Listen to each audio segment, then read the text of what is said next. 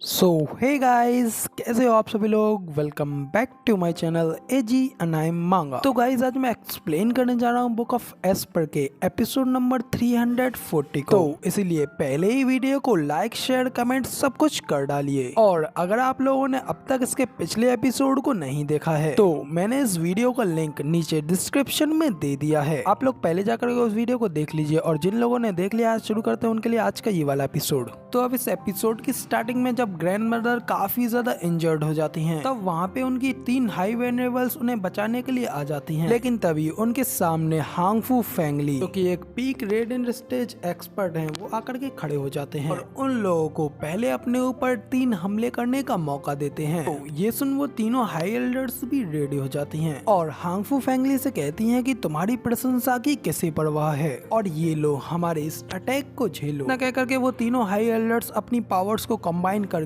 बड़ा सा ice Phoenix का अटैक तैयार करती हैं और हांगफू फेंगली के ऊपर अटैक करने के लिए छोड़ देती हैं। ये देख करके हांगफू फेंगली भी हंसते हुए उस अटैक को अपनी ओर आता हुआ देख रहे होते हैं और उन तीनों एल्डर्स से कहती हैं कि तुम लोगों की ये स्किल्स सच में काफी ज्यादा डेंजरस हैं, मगर लेकिन मेरे सामने ये कुछ भी नहीं है। इतना कह करके हांगफू फेंगली उस अटैक को रोकने के लिए अपने हाथ को आगे बढ़ाते हैं। तभी जैसे ही अगले सीन में वो अटैक हांगफू फेंगली के हाथ से जाकर के टकराता है, तो हांगफू फेंगली की पावर्स की वजह से वो वहीं पे रुक जाता है और चूर चूर होने लगता है। इसके बाद हांगफू फेंगली अपनी मुट्ठी को बंद करते हैं और तभी वो अटैक पूरी तरीके से डिस्ट्रॉय हो जाता है। इसे देख हांगफू फेंगली भी कहते हैं कि जितना मैंने सोचा था, ये अटैक तो उससे काफी ज्यादा कमजोर निकला। लेकिन तभी अचानक से वो अपनी ओर देखते हैं तो अचानक से उनकी बॉडी आइस में कवर होने लगती है, क्योंकि जब वो आइस फिनिक्स टूटा था तो उसके टूटे हुए सभी क्रिस्टल्स हांगफू फेंगली की बॉडी से जाकर के लगते हैं और आइस इंटेंट की बने होने की वजह से वो हांगफू फेंगली को अपने अंदर आइस में कवर करने लगते हैं। इसे देख करके लिन रूफेंग और यान बुगॉन भी काफी ज्यादा हैरान हो जाते हैं। अभी अगले सीन में हमें हाई वेनरेबल हांगफू फेंगली को आइस में कवर जमा हुआ दिखाया जाता है, जिसे देख करके लिन रूफेंग घबराते हुए कहता है,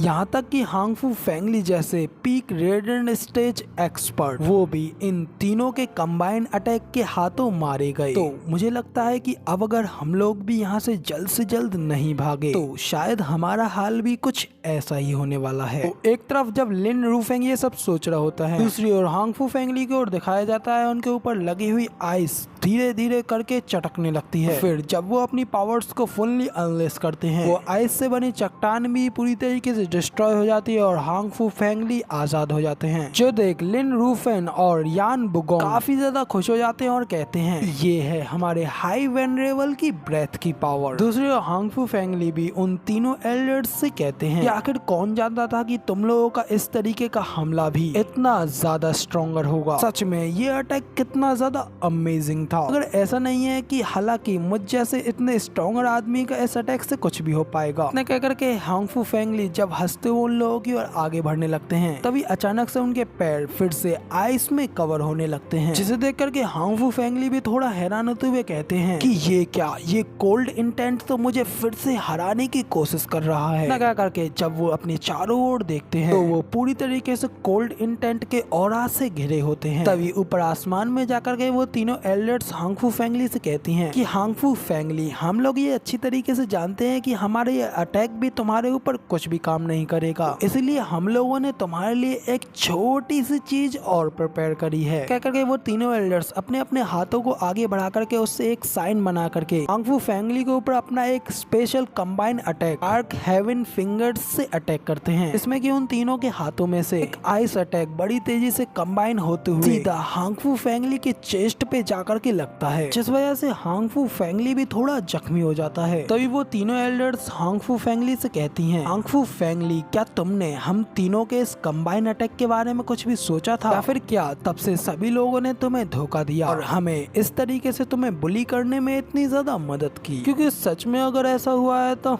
तुम्हारे साथ बहुत ज्यादा गलत हुआ है। अब जब फ्लावर एडिफिस की हाई एल्डर जब हांगफू फेंगली को चढ़ाते हुए ऐसे कहती हैं, तो ये सुनकर के हांगफू फेंगली भी काफी ज्यादा गुस्सा हो जाता है और गुस्से में अपने दांत पीस करके उन तीनों एल्डर्स को घूरने लगता है। तो ये देख करके वो हाई एल्डर कहती हैं कि मुझे बिल्कुल भी इस तरीके से मत देखो, क्योंकि हमारे इस फ्रोजन अटैक से बाहर आने की कोई संभावना नहीं है, क्योंकि हमारे आइस फोनिक्स की एनर्जी तुम्हें हमेशा यूं ही जमा करके रखेगी। और हम लोगों को इस बात को मेंशन करने की तो बिल्कुल भी जरूरत नहीं है, हमारी ये आइस एनर्जी तुम्हारी बॉडी की यान क्यूआई को शील्ड करके रखेगी। और इस तरीके से ही हमारी dark heaven finger first attack के साथ मिलकर के काम करती है और तुम जैसे एक्सपर्ट को जमा करके लाचार बना देती है। इसके बाद फिर वो फ्लावर एडिफिस सिटी की हाई वेनरेबल अंफू फैंगली को चढ़ाते हुए जोरों से हंसते हुए कहती हैं कि हालांकि तुम एक पीक रेडिएंट स्टेज एक्सपर्ट हो, लेकिन तुम्हारी ये यान की भी हमारी आइस के सामने कुछ नहीं कर पाएगी। यहाँ तक कि तुम हमारे इस मूव से बाहर भी निकल जाते हो, फिर भी तुम्हारी पावर कट के आधी रह जाएंगी। हांगफू फैंगली, तुम खुद ही अपने इस हाल के जिम्मेदार हो। तो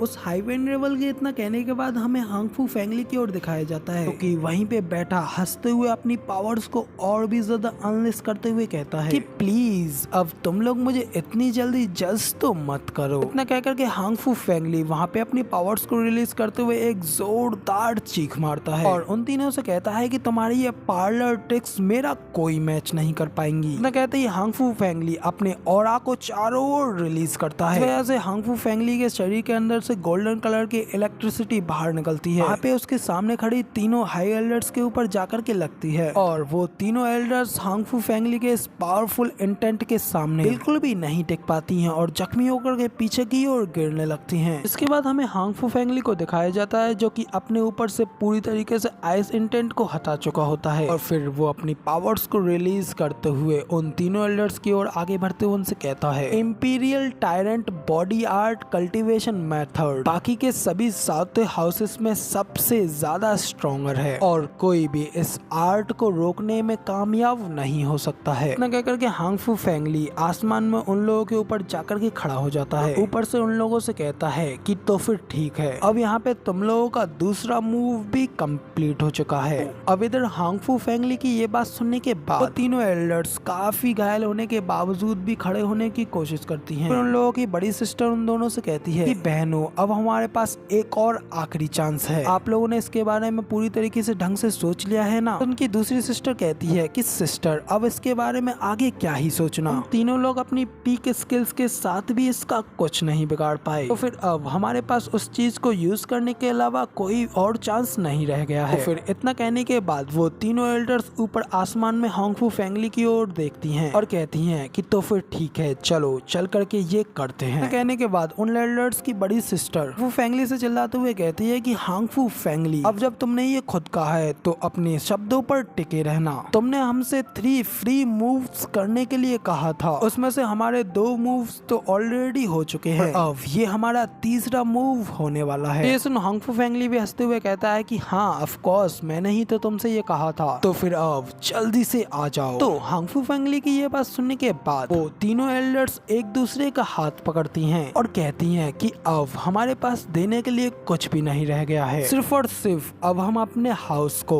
अपना ब्लड सैक्रिफाइस ही दे सकते हैं। ना कहकर के वो तीनों एल्डर्स तेजी से हांगफू फैंगली की ओर आगे बढ़ने लगती हैं और फिर अचानक से वो अपनी और भी ज्यादा स्पीड बढ़ा करके हांगफू फैंगली की ओर आगे बढ़ जाती हैं। देख करके हांगफू फैंगली भी उन लोगों को अपनी ओर आता हुआ देख करके काफी ज्यादा सीरियस हो जाता है और फिर अपनी पावर्स को रिलीज करते हुए उन लोगों के अटैक से बचने की कोशिश करता है। थोड़ी देर बाद हम लोगों को दिखाया जाता है कि वो तीनों एल्डर्स फैंगली के करीब जा करके अपनी अपनी पाम से उसके ऊपर अटैक करती हैं। तो ये देख करके हांगफू फैंगली भी हंसते हुए कहता है कि क्या बस यही पाम अटैक तुम लोगों का ये आखिरी मूव था और तुम लोगों के इस स्किल के पीछे तो कोई भी स्पेशल स्किल भी नहीं थी और तुम लोगों के इस फाइनल स्किल से तो मुझे कोई भी नुकसान नहीं पहुंचा है, लेकिन अब क्या करें, तुम लोगों ने अब अपना आखिरी मौका भी खो दिया है। तो ये सुनकर के फ्लावर एडिफिस की हाई एल्डर हंसते हुए कहती हैं, सर हांगफू, आपका बेहद बेहद शुक्रिया, क्योंकि आपने हम लोगों को ये फ्री मूव भी यूज करने के लिए दिया, मगर लेकिन हम लोगों का ये